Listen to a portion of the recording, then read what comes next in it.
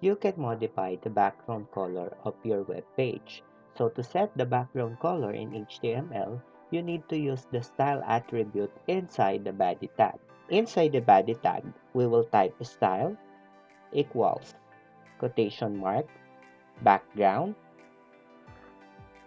minus sign color and colon.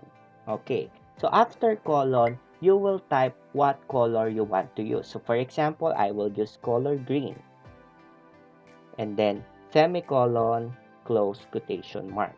Okay, once I press save or control S to check the output, I will go to the folder where I saved the activity, double click the background, and then as you can see, the background color of my web page is green.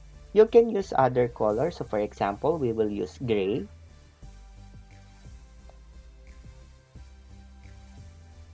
Right click, reload.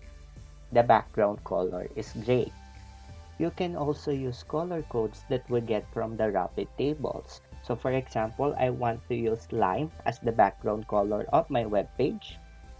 I will just type hashtag and the code of the lime color 00FF00. Control S to save your work.